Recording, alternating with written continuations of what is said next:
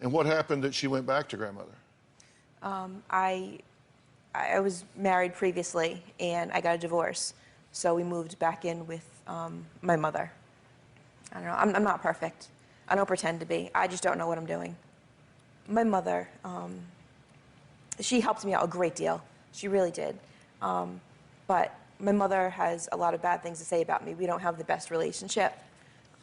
And my mother has no problem saying how she feels about me in front of Amanda. And Amanda will mimic that.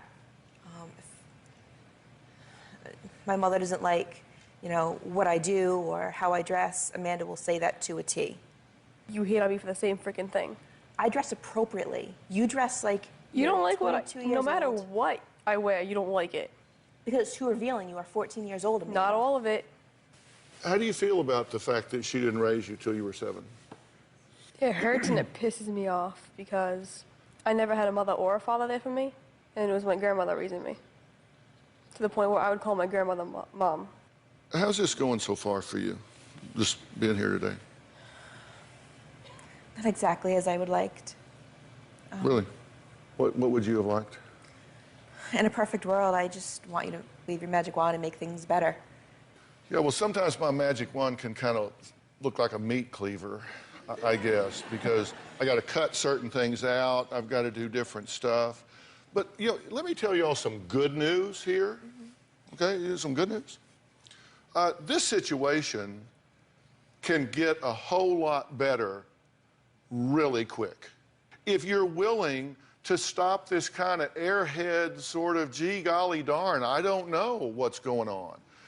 I look at this situation, I don't ask myself why she's behaving the way she is. I ask myself, why not? I never acted that way before. You need to take the word but out of your vocabulary. Yeah, but, yeah, but, yeah, but. And you're a yeah, but. Amanda has admitted to smoking marijuana, to doing coke behind the school. I smoked weed for 2 to 3 years, from age 11 to 14. Amanda steals everything that she can. She's stolen my jewelry, my clothes, my shoes. Amanda's stolen my money. I stole 1 necklace. I used to steal energy drinks, cigarettes, weed, money. First time I got arrested, I ran away for a few hours. They had a helicopter, they had search dogs, and they had 3 or 4 different police stations looking for me.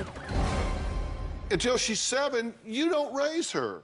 And you tell me, well, my mother helped out a lot. She was a babysitter. No, she wasn't a babysitter. She raised your daughter. She was a managing conservator of your daughter. You just didn't fill out the paperwork. She raised your daughter. Then you go get her for a year, then you take her back. Now, what does a kid say to themselves about that? You say, well, I was very young and I had to work and then I was going to school and I had to... So you had a priority list and she wasn't on it. And then you start having relationships and she's watching these people be physically violent with you, right? Yes. Then they turn and hit her. And do you have any idea what kind of rage festers up inside when somebody is hurting you and you have no ability to make them stop? Do you know what happens to that?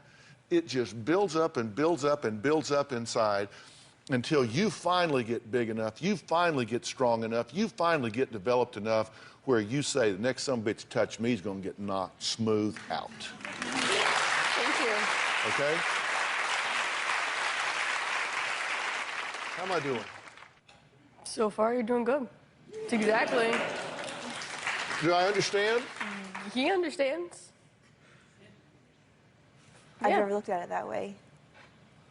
I don't know why I didn't recognize that, and I should have.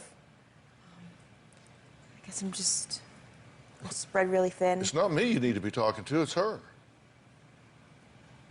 What do you have to say to her? I love you very much, Amanda. I really do. I wish I could have helped you out a long time ago.